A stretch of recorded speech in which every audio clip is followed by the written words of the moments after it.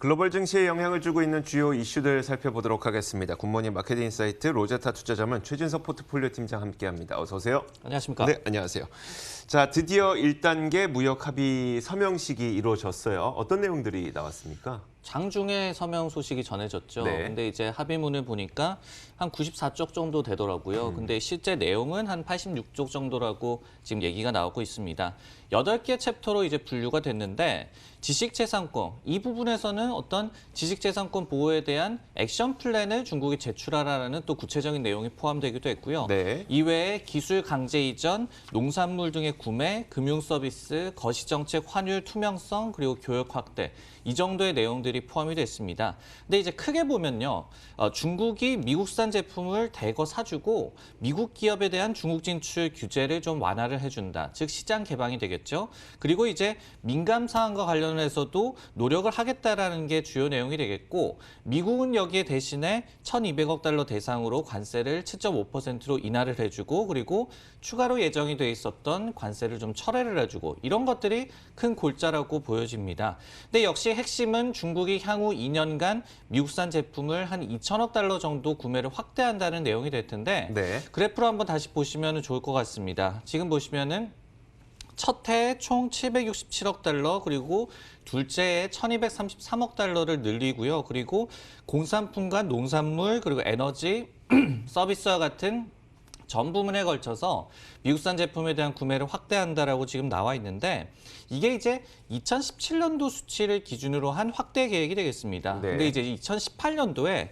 미국의 대중 수출액이 1,203억 달러였어요. 그거를 감안을 한다면은 지금 첫 해에는 한 50% 이상, 그리고 둘째 해에는 한 100% 이상의 수출 증대 효과가 미국 입장에서는 좀 기대가 네네. 되는 거죠. 그래서 이 부분에 시장이 가장 많이 좀 집중을 하는 것 같습니다. 그러니까 우리가 이제 그 중국이 향후 2년 동안 미국산 제품 무엇을 사갈 거냐를 보는 이유가 여기에서 투자의 기회를 좀 찾을 수 있기 때문 아니겠습니까? 일단 공산품이 조금 전 저희가 화면 봤던 대로 공산품의 비중이 가장 크다는 점이 좀 그 눈에 띄고, 네. 이쪽에서 우리가 투자의 기회를 한번 찾아볼 수가 있을 것 같고, 서비스의 경우에는 아직까지 중국에는 이제 서비스가 그렇게 미국산 서비스가 많이 들어가 있지 않기 때문에 없었던 상태에서 이렇게 크게 증가한다는 것도 하나의 좀 기회를 좀 찾을 수도 있을 것 같고요. 네.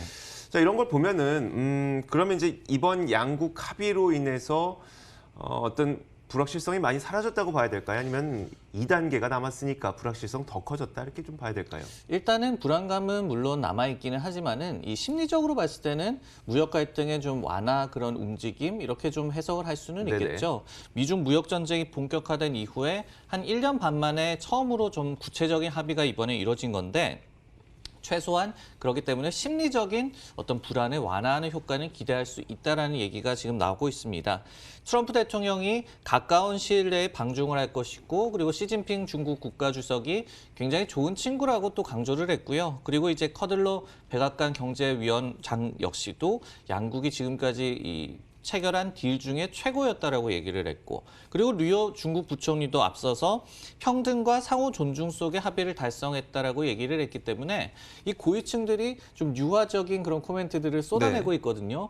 이런 부분들이 물론 이제 내용을 뜯어다 봤을 때는 어떤 좀 아쉬운 점도 있겠고, 그리고 향후 협상에 대한 불확실성도 있겠지만은 지금으로서는 양국이 그래도 합의를 했다라는 점에 좀 갈등 완화의 시그널로 해석은 나오고 있는 것 같습니다. 그렇다면 뭐 시장이 꺾인 건 아닙니다만 상승 탄력을 좀 유지하지 못하고 있는 모양새거든요. 이건 또 왜 그럴까요? 이게 현지 시간으로, 그러니까 미국 동부 시간으로 11시 반 정도에 서명이 됐거든요. 네네. 근데 이제 오후장 들어서 증시가 상승폭을 상당히 좀 축소를 했죠. 그러면서 이제 나스닥 같은 경우에는 지금 하락 곡선을 좀 그리고 있는데, 역시 이제 몇 가지 이유를 들 수가 있겠습니다. 1단계 무역 합의 서명은 결국은 결정된 이슈였다. 그렇기 때문에 어떤 서프라이즈가 없었기 때문에 뉴스의 팔자 심리, 그러니까 셀 인 더 뉴스 심리가 좀 작용했다라는 얘기가 좀 많이 나오고 있고요. 그리고 이제 앞서서도 좀 언급을 드렸지만은 2차 무역 협상 아니면은 앞으로에 대해서 좀 경계감이 잔존하고 있는 것도 증시가 상승 동력을 좀 상실하고 있는 그런 원인으로 분석이 됩니다. 가장 먼저 이 가장 좀 좀 민감 사안으로 이뤄지는 이 보조금 문제, 그러니까 네. 중국 정부가 기업들에게 보조금을 지급하는 문제라든지 아니면은 이제 중국의 국영 기업들이 자신들의 사업을 운영하는 방식이라든지 이렇게 가장 좀 민감한 사안에 대한 논의는 2단계 협상, 그 합의 내용이 2단계 협상으로 밀렸죠. 네. 그리고 두 번째로 중국 화웨이 등에 대한 이 제재도 유지가 됐습니다. 그리고 화웨이 제재 같은 경우에는 최근에 오히려 가전제품 등으로 규제를 또 확대할 것이라는 소식도 나왔죠. 그리고 최근에 또 미 상원에서는 중국의 5G 기술을 견제하는 것을 목적으로 한 자국 통신 기업에 대한 지원 법안을 발의하기도 했고요. 이런 부분들이 역시 불안감을 좀 증폭시키고 있고, 세 번째로 관세도 남아있죠. 미국이 여전히 중국이 어떤 좀 앞으로 하는 거를 봐서 얼마나 이 합의 내용을 이용하는지를 좀 평가를 한 이후에 관세에 대한 철회 여부를 검토하겠다라고 얘기를 했기 때문에 이런 여러 가지 부분들이 아직까지 좀 불안 요인으로 남아있는 상황이고, 이 때문에 HSBC 같은 IB에서는 2020년에도 네. 무역에 대한 불확실성이 글로벌 경기를 좀 짓누를 것이다, 이렇게 앞서서 또 분석을 하기도 했습니다. 그러니까 두 국가가 앞으로 어떻게 하겠다고 약속을 했고 그 약속된 문서에다가 서명을 하긴 했는데 그건 네. 약속일 뿐이고 그럼 실제로 이 문서가 경기 회복에 도움을 줘야 되지만 거기에 대해서는 아직 좀 불확실성이 있다 이렇게 봐야 되네요. 맞습니다. 물론 이제 무역 전쟁이 오랜 기간 이어지면서 기업들의 이 투자 심리가 위축이 되고 네네. 실제로 자본 투자라든지 이런 거를 줄인 측면이 있기 때문에 이런 부분에서 좀 풀릴 그런 기대감은 있지만은 말씀해 주셨듯이 당장 좀 가시적인 어떤 경기 회복의 시그널로 이어지기에는 좀 그러니까요. 힘들다는 그런 분석들이 중론인 것 같습니다. 자, 시장에 이런 혼조 양상을 보이게 만드는 또 한 가지 이유는 어닝 시즌이 아닐까 싶어요. 뭐 몇몇 기업들은 굉장히 좋게 발표가 됐으면서도 또 몇몇 기업들은 이게 또 급락도 나오고 있고요. 네. 네, 오늘 실적을 발표한 기업들 중에 일단 대형은행 실적 발표가 좀 이어졌는데 네. 수치를 좀 살펴보면요.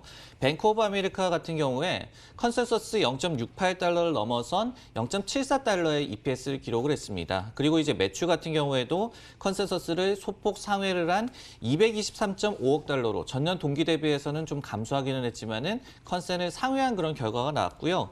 이 뱅크 오브 아메리카 같은 경우에는 저금리에 따른 어떤 이자 수익에서의 좀 피해를 대출과 그리고 예금 증가세가 좀 상쇄를 했다고 정리를 할 수가 있겠습니다.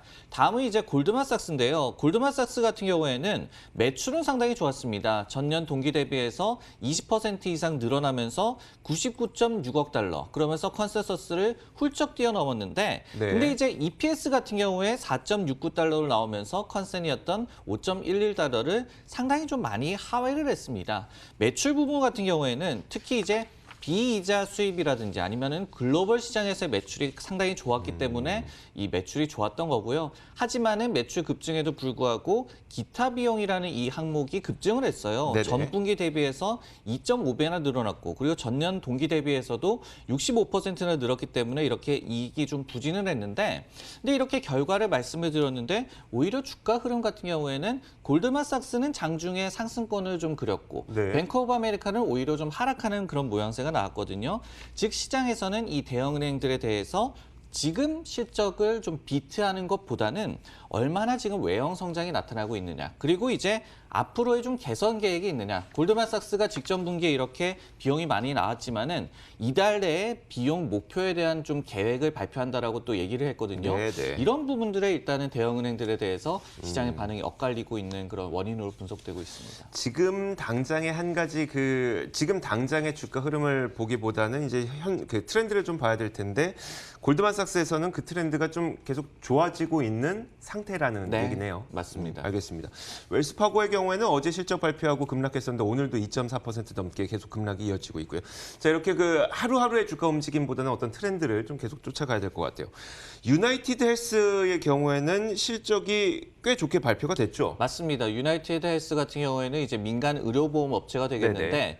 실적이 이익 부분에서 특히 좀 좋게 나왔습니다. 컨센이었던 3.78달러를 넘어서는 3.9달러의 이 EPS가 나왔고요. 매출은 다만 이제 컨센을 좀 소폭 하회를 했습니다. 그러면서 609억 달러로 나왔는데 근데 근데 이제 세부 내용을 좀 살펴봤을 때 전반적으로 이제 마진이 좀 개선이 됐고요. 그러면서 2020년도에 대한 가이던스를 좀 양호하게 발표를 했습니다. EPS가 전년 대비해서 한 7.5%에서 9.5%를 증가할 거로 점쳤거든요. 이런 부분들에 대해서 시장이 좀 긍정적인 평가를 남기면서 이 헬스케어 기업 같은 경우는 오늘 좀 주가가 좀 많이 상승을 했습니다. 사실 우리가 그 어닝 시즌 초반 기업들의 분위기를 보는 게 이번 어닝 시즌 전반적인 분위기가 어떨 것이냐를 좀 가늠하기 위해서잖아요. 네. 근데 지금까지 발표된 걸 보면 좋을 것 같아, 나쁠 것 같아 이런 게 없어요, 지금은. 좀 헷갈리죠. 네네. 이번 실적 시즌 같은 경우에는 컨셉은 사실은 좀 간단합니다.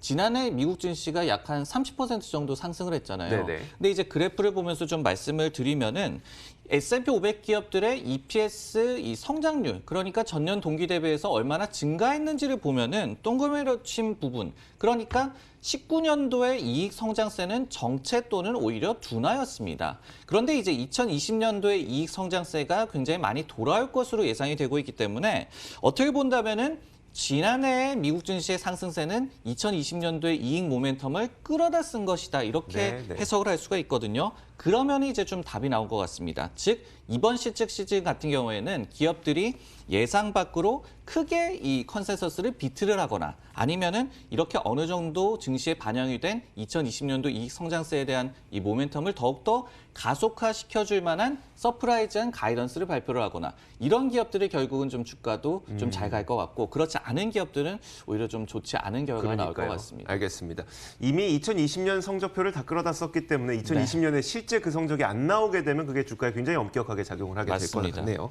자, 타겟 한번 살펴보도록 하겠습니다. 특징주인데 급락했어요. 왜 그랬을까요? 타겟은 이제 월마트와 코스트코에 이은 3위 대형 할인 업체죠. 네네. 그리고 다소 좀 고급 이미지가 있는 업체가 되겠는데 연말 쇼핑 시즌 매출이 상당히 부진했다라고 얘기를 하면서 주가가 오늘 한 7% 정도 아까 급락을 하던 것을 확인을 했습니다. 두 달간의 연말 쇼핑 시즌 중에 동일 매장 매출이 1.4% 늘었고 디지털 동일 매장 매출 같은 경우에는 19%가 늘었다고 얘기를 했는데 상당히 이제 좀 부진한 수치라고 해석이 되고 있습니다. 좋았던 부분도 있었지만은 연말 시즌 매출의 한 3분의 1 정도를 차지하는 전자제품과 완구류 그리고 홈 관련 제품들의 매출이 상당히 좀 부진했다라고 발표를 했고요.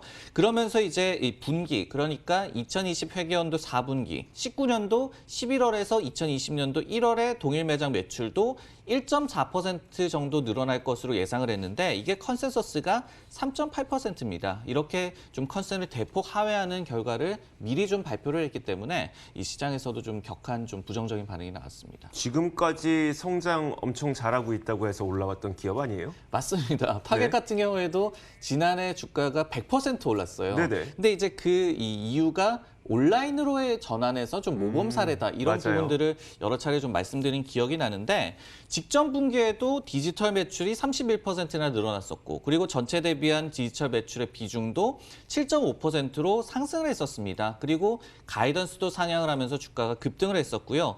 여기에 또 온라인 전환에 따른 비용 문제 같은 경우에도 어떤 매장에서 배송을 하는 서비스라든지 아니면은 매장 픽업 서비스를 늘리면서 좀 해결을 하고 있었고 오히려 이익률이 개선 추세를 보이고 있었는데 이렇게 좀 뜻밖의 연말 쇼핑 시즌에 좀 그러니까요. 부진해 좀 주가도 직격탄을 좀 맞았습니다. 자, 그렇다면 사실 뭐 오늘 하루는 이런 뭐 어떤 잠깐의 투자 심리 하락으로 인해서 이렇게 무너지는 걸 수도 있으니까 트렌드를 한번 볼게요.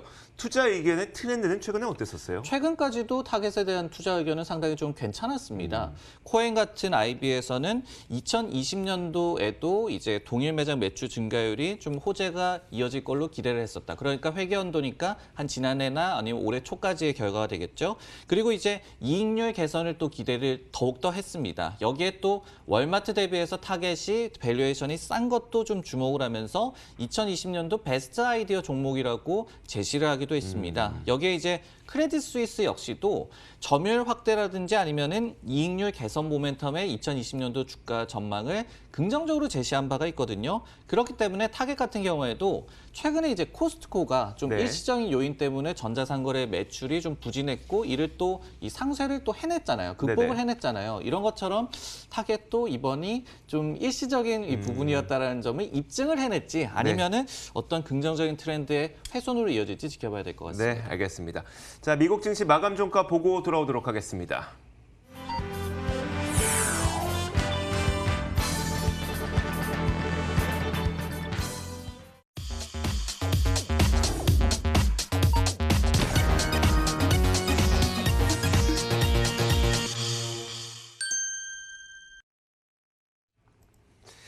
자, 1월 15일 수요일 미국 시장이 이제 마감이 됐습니다. 마감 종가 확인해 보도록 할 텐데 그래도 다행히도 막판에 하락을 상승으로 전환시키는 모습이 나타났네요. 그리고 다우존스 산업지수도 사상 처음으로 종가 기준 29,000선을 넘어서는데 이번에 성공을 했습니다.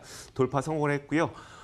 거의 한 100포인트 가까이 올랐습니다. 다우존스 산업지수는 29,033.13에 오늘 장을 마쳤습니다. 자, 이어서 나스닥 지수 살펴보도록 하겠습니다. 지금 보이고 있는 것처럼 이 나스닥 지수는 막판에 하락으로 잠깐 돌아서기도 했습니다만 이 상승으로 전환을 한 채 마감이 됐고요. 강보합권 마감을 했습니다. 9,258.7에 장을 마쳤습니다. S&P 500도 마찬가지로 장 막판에 하락하나 싶었지만 결국은 끌어올렸네요. 0.19% 오르면서 3,289.52에 오늘 장을 마쳤습니다. 자, 시장에 대한 총 평가를 한번 들어보도록 할게요. 일단 그 다우존스 산업지수가 사상 처음으로 라운드 넘버 29,000포인트를 돌파했네요. 네, 그렇습니다. 오늘 장중 흐름을 보면은 상당히 좀 흥미로웠는데요. 네. 일단은 초반에 상승을 하다가 이 서명이 이루어지고 난 이후에 결국은 뉴스에 팔아라라는 격언처럼 좀 상승 동력을 상실을 했고 그러면서 하락권으로 전환을 하기도 했고 네네. 이런 부분에는 역시 최근에 고점 부담이 있기 때문에 또 차익 실현에 대한 수요가 늘어났음. 도 해석할 수가 있겠고요. 네네. 근데 또 막판에는 또 미국 증시가 강한 펀더멘털이 있는데 이렇게 하락할 건 아니다. 또 이런 그러니까요. 심리가 또 작용을 하는 것 같고요. 네네. 아직까지는 좀 혼재 양상의 그런 장세가 이어지는 것 같은데 한 가지를 좀 말씀을 드리고 싶은 게 연초에 미국 증시에서 어떤 초우량주, 그러니까 시가총액의 정말 이 상위권을 차지하는 기업들의 비중이 좀 늘어나고 있다고 해요. 네네. 최근 몇 년에 비해서. 그렇죠. 무슨 얘기가 되냐면은 이런 대형주들에 대한 좀 쏠림 현상, 그리고 어떤 이런 투자자들의 그 수요가 그런 대형주들로 집중되는 현상은 어떻게 본다면 증시 전체에 좀 양극화라고 좀 볼 수가 있겠고, 그리고 이런 부분에서도 역시 분명히 최근에 좀 미국 증시에서 좀 최근까지의 어떤 정말 불붙는 그런 분위기는 좀 잠잠해지고 있다. 네네. 이렇게 좀 해석을 할 수가 있겠습니다. 알겠습니다. 자, 그러면 이제 저희가 종목별, 업종별로 어떤 움직임을 보였는지 특징주를 보면서 한번 확인을 해보도록 하죠. 네, 실적 시즌은 이제 대형 은행들이 시작을 했습니다. 근데 어제 같은 경우에도 JP모건이 괜찮은 실적을 발표를 했었죠. 근데 오늘 같은 경우에 주가가 좀 좋지 않았죠. 1.6% 하락을 했고, 그리고 시티그룹도 1.2%. 어제 좋은 실적을 발표했던 대형 은행들의 주가가 오늘 좀 약세를 보였습니다. 여기에 이제 어제 실적이 좀 부진했던 웰스파고도 추가 하락, 오늘 같은 경우에도 뱅크 오브 아메리카가 이렇게 하락을 하면서 은행 업종에 대해서는 일단 실적 자체는 좀 혼재 양상이지만 주가 흐름 같은 경우에는 초반에 좀 부정적으로 나타나고 있음을 좀 알 수가 있겠습니다. 네네. 그리고 오늘 같은 경우에 이런 이 미중 무역 협상에 대한 합의가 이루어지기는 했지만은 여전히 화웨이에 대한 이슈라든지 아니면은 좀 불안감이 남아있는 그런 상황이기 때문에 엔비디아가 한 1% 정도 주가가 하락했고요. 그리고 마이크론도 주가가 한 3% 가깝게 하락했고, 그리고 브로드컴 같은 기업도 한 2% 가깝게 하락하는 등 중국 매출 비중이 높은 반도체주, 그리고 최근에 많이 올랐던 그런 반도체주가 오늘 또 약세 흐름을 나타내고 있었습니다. 반면에 이제 비자가 오늘 좀 긍정적인 이 주가 흐름이 나타났고요. 그리고 굉장히 좀 방어적인 또 성격을 가지는 코카콜라의 주가도 1% 넘게 좀 상승을 하면서 좀 기초가 좀 튼튼하고 그리고 좀 전통적인 기업들이 좀 지수를 방어해주는 그런 모습이 나타났고요. 마지막으로 유나이티드 헬스가 실적이 좀 좋았기 때문에 주가가 좀 많이 상승을 했는데 덩달아서 CBS 헬스라든지 아니면 엔타나라든지 같은 이 류의 민간 보험업체들도 동반적으로 주가가 좀 상승을 했습니다. 네, 알겠습니다. 자, 이렇게 분명하게 이제 실적을 발표함으로써 나의 실적이 증명이 됐고 앞으로의 실적도 좋을 거라고 증명이 된 기업들은 이런 혼조 양상을 보이는 시장에서도 성장을 하는 거고요. 아닌 기업들은 지금 약간 주춤한 상태에서 오늘 시장이 좀 마감이 된 것 같습니다. 네. 자, 1월 15일 수요일 미국 증시 모두 다 살펴봤습니다. 로제타 투자자문 최진석 포트폴리오 팀장과 함께 이야기 나눠봤습니다. 고맙습니다. 네, 고맙습니다.